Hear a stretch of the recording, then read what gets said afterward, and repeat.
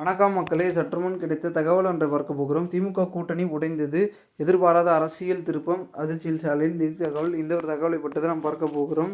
தகவலை பார்ப்பதற்கு முன்னதாக நீங்கள் நம்மளுடைய சேனலுக்கு புதிய பார்வையாளர்களாக இருந்தீர்கள் என்றால் மறக்காமல் நம்மளுடைய சேனலை சப்ஸ்கிரைப் செய்து வைத்துக் கொள்ளுங்கள் மக்களே. கூட இருக்க பெல்லைக்கனும் ஆளில் கொடுத்து வைங்க. அப்போ தான் பார்த்திங்கன்னா நம்மளுடைய வீடியோக்களை நீங்கள் தினசரி தெரிந்து கொள்ள முடியும்.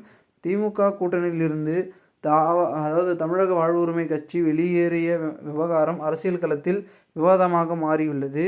தாங்கள் கூட்டணி வலுவான நிலையில் இருப்பதாக திமுக பேசி வந்தாலும் கூட சிபிஎம் விசிக மதிமுக உடனான தொகுதி உடனான பார்த்திங்கன்னா வெறும் விதத்தில் பங்கீட்டில் பார்த்திங்கன்னா ஒரு முக்கிய அங்கங்கள் இருக்கிறது.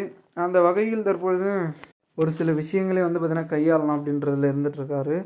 இதனால் பார்த்திங்கன்னா தாங்கள் கூட்டணியில் வலுவாக இருக்கும் நிலையில் திமுக பேசி வந்தால் சிபிஎம் விசிக மதிமுக பார்த்திங்கன்னா உடனான தொகுதி பங்கீட்டில் தொடர் இழுபறி நீடிக்கிறது. இதனால் அரசியல் கூட்டணியில் இருந்து தேமுதிக மற்றும் பார்த்திங்கன்னா எஸ்டிபிஐ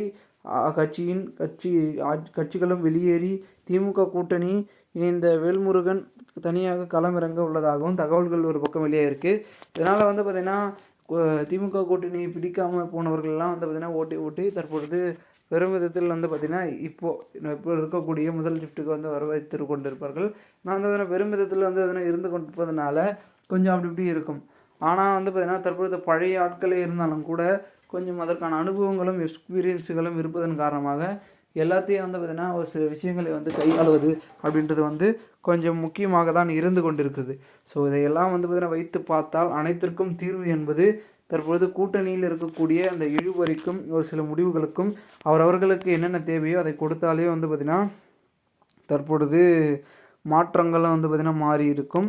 ஸோ அதை தற்போது இருக்கக்கூடிய திமுக தலைமை குறிப்பாக ஸ்டாலின் அவர்கள் என்ன முடிவுகள் எடுக்கப் போகிறார், எதனை வைத்து எப்படி கையாளப் போகிறார் அப்படின்றது ஒரு பக்கம் பேச்சுக்கள் அரசியல் வட்டாரத்தில் பூதாகாரமாக பேசவும் வெடிக்கவும் ஆரம்பித்திருக்கிறது.